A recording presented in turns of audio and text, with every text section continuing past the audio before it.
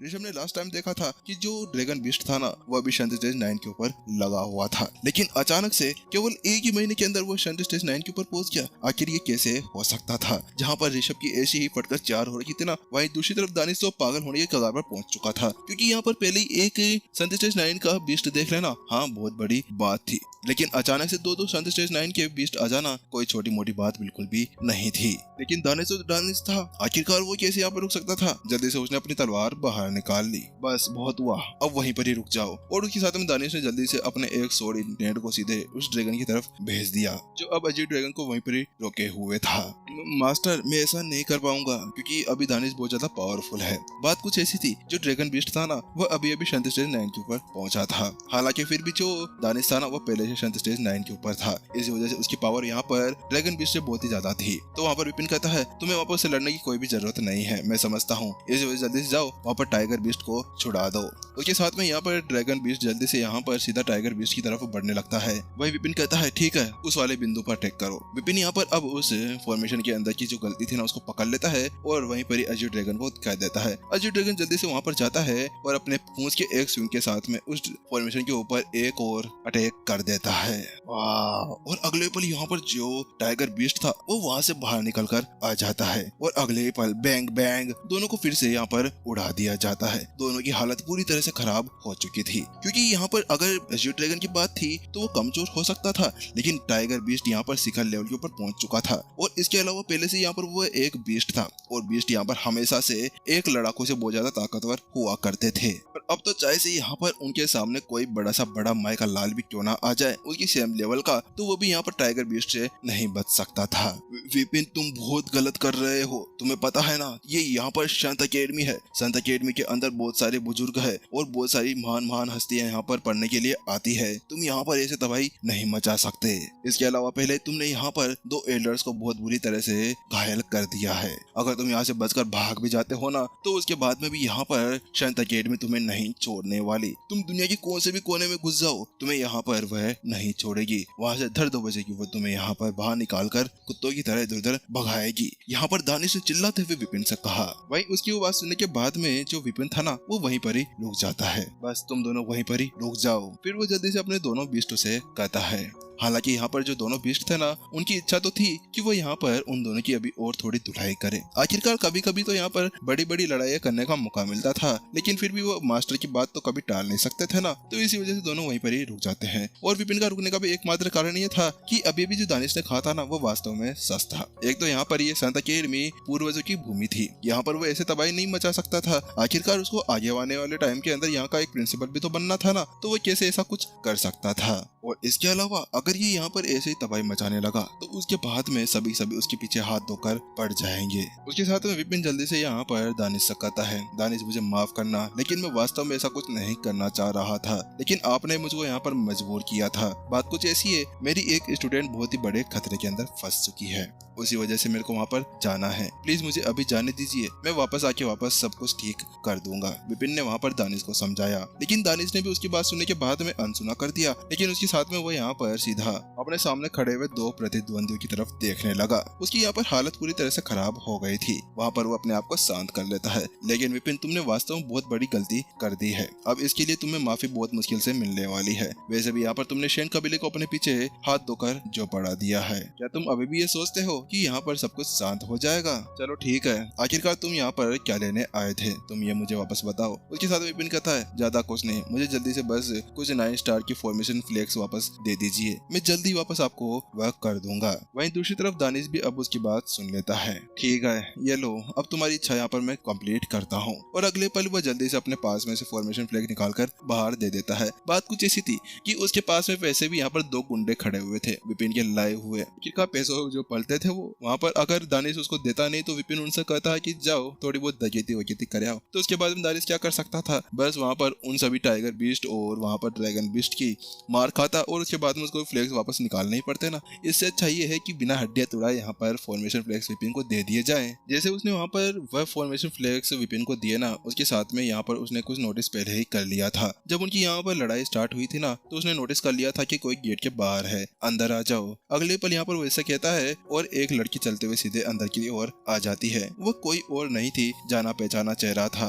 Glacier raincoat की चारू। इन चारू जैसे अंदर घुसती है ना, उसके साथ में उसकी आंखें वहाँ पे सिकुड़ जाती है ये क्या हो गया? आखिरकार यहाँ पर ये सब कुछ गंद किसने मचा रखी है? इतनी बड़ी तबाही और ये एक दीवार की टूटी हुई है। अरे विपिन क्या हुआ? आप तो यहाँ पर केवल फॉर्मेशन फ्लेक्स लेने के लिए आए थे ना, आखिरकार आपको ऐसा सब कुछ करने की क्या जरूरत थी? अरे इन बेचारों से मांग ही लेते, और ऊपर से ये तो, अरे ये तो क्या है? अरे गुंडे उंडे पाल रखे हो क्या आपने यहाँ पर? वास्तव में ये विपिन बहुत ज्यादा खतरनाक है। अब पता नहीं ग्लेशियर रेनकोट का क्या होने वाला है।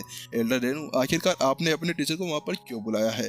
मेरा ग्लेशियर रेनकोट, बेचारा ग्लेशियर रेनकोट, हमारी हालत खराब होने वाली है। लेकिन जहाँ पर चारू इसी तरह सदमे के अंदर थी ना, तो विपिन ने कहा, चारू क्या तुम मुझे बता सकती हो कि आखिरकार ग्लेशियर रेनकोट का मैप कहाँ पर है या फिर वो लोकेशन कहाँ पर स्थित है? विपिन इस बार यहाँ पर वह सारी बातें टेलीपोर्टेशन के बारे में करना चाह रहा था और उससे वह माइंड टू माइंड कांटेक्ट कर रहा था। वहीं चारू ने जल्दी से सब कुछ बता दिया। वो उत्तर की ओर कुछ लिखे दूरी पे ऊपर स्थित है। अच्छा ठीक है। उसके साथ में यहाँ पर विपिन भी अब उस जगह की गणना करने लगता है जो यहाँ पर चारू ने उसको बताई थी, क्योंकि यहाँ पर उसको सब कुछ चीजें पूरी तरह से ठीक करनी होगी। अगर उसने यहाँ पर एक फ्लैग भी इधर से उधर लगा दिया ना, तो जाना था यहाँ पर दिल्ली, पहुंच जाता हुआ मुंबई। इसी वजह से वो पहले यहाँ पर सब कुछ देखकर चलना चाह रहा था। उसके साथ में विपिन और सोच विचार करता है और इधर से उधर कर के यहाँ पर फिर वह 5 मिनट बाद में कहता है ठीक है हो गया, क्योंकि विपिन ने यहाँ पर अपनी स्वर्ग की लाइब्रेरी के साथ में पहले से उस फॉर्मेशन को पूरी तरह से समझ लिया था। इसी वजह से शायद अब विपिन यहाँ पर उसको बना सकता था।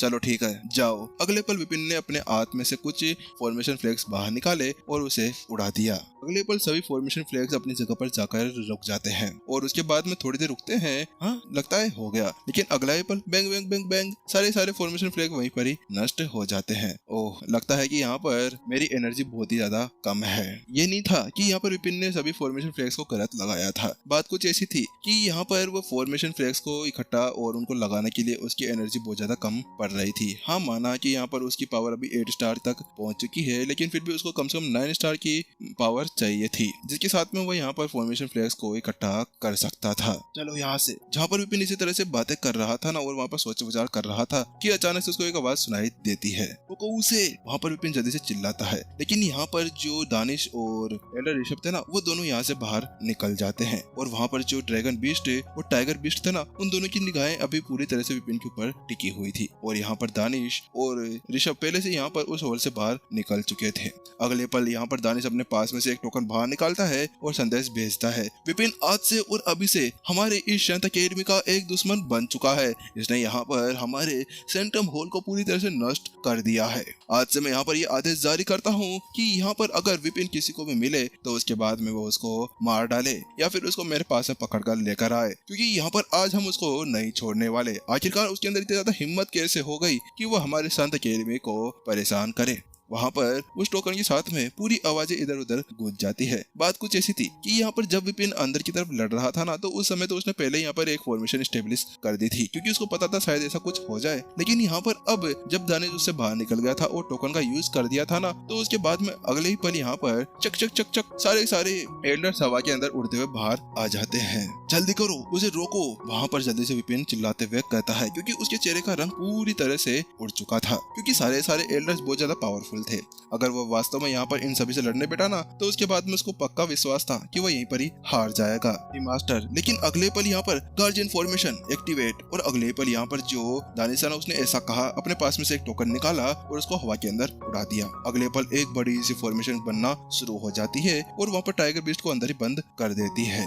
मास्टर मैं इस फॉर्मेशन के बाहर नहीं निकल सकता। ये क्या? ये तो गार्जियन फॉर्मेशन है। यहाँ पर विपिन ने उसकी आवाज सुनने के बाद में उस फॉर्मेशन के ऊपर ध्यान दिया। बात कुछ ऐसी थी कि यहाँ पर जो शांत अकेडमी है ना, ये पहले से बहुत ज्यादा कमजोर तो हो चुकी थी, लेकिन यहाँ पर इसके अंदर अभी भी पहले की जो पूर्वजों की रखी हुई चीजें थी ना, वो अभी भी इसी के अंदर पड़ी हुई थी। इसी वजह से उसको आसानी हो जाती यहाँ पर सभी से बचने के लिए। वरना अगर यहाँ पर ये गार्जियन फॉर्मेशन या ऐसी कोई फॉर्मेशन नहीं होती, तो उसके बाद में संत कबीला, शैन कबीला या कोई सा भी कबीला आता और यहाँ पर इस संत अकेडमी के ऊपर अटैक करने में लग जाता। अब विपिन बहुत बड़े संकट के अंदर फंस चुका था। बात कुछ ऐसी थी कि यहाँ पर अब विपिन भी इस ट्रांसफॉर्मेशन का कुछ भी नहीं कर पाता। टाइगर बीस्ट और अजय ड्रैगन भी बहुत ज्यादा परेशान लग रहे थे क्योंकि अब वो यहाँ पर पूरी तरह से फंस चुके थे। जहाँ पर टाइगर बीस्ट और यहाँ पर अजय ड्रैगन इसी तरह से परेशान थे, विपिन की तरफ देखे जा रहे थे, वहीं दूसरी तरफ सभी एल्डर्स यहाँ पर अब सीधे दानिश और ऋषभ के सामने आकर खड़े हो चुके थे। वह अभी 10,000 की संख्या के अंदर आ चुके थे। अब विपिन को पता था कि यहाँ से निकलना और भी ज्यादा मुश्किल हो जाएगा। विपिन अब यहाँ पर या तो सरेंडर कर दो या फिर यहीं पर ही मारे जाओ। यहाँ पर जल्दी से जो दानिश था ना, वह नीचे खड़े हुए विपिन से कहता है कि आंखों के अंदर अभी खून साफ साफ दिखा जा रहा था और उसके बिल्कुल करीब से देखने के अंदर ये भी लग रहा था कि उसकी आंखों के अंदर ऐसा लिखा हुआ था दी एंड। अब यहाँ पर क्या होने वाला है? आखिरकार विपिन ने फिर से शांत अकेडमी के साथ में बहुत बड़ा पंगा ले लिया है। क्या विपिन यहाँ से अब बच निकलने में कामयाब हो पाएगा? क्या अब वो फिर से यहाँ पर शेन कबली के पास में चला जाएगा? आखिरकार क्या होगा, इसका पता आगे आने वाले एपिसोड के अंदर चलेगा। और आगे के एपिसोड सुनने के लिए क्या करना है, आप लोगों को छोटी सा काम करना होगा, बस एपिसोड को लाइक करे, कमेंट सेक्शन के अंदर स्पैम भर दे और उसके साथ में यहाँ पर चैनल को सब्सक्राइब जरूर कर दे और कमेंट सेक्शन के अंदर बता दिया करो कि आखिरकार भाई तुम्हारी एक्सप्लेनेशन कैसी है कैसी नहीं है, या फिर कुछ मोटिवेशन कोर्स लिख दिया करो यार, छोटी मोटी चीजें। चलो भाई।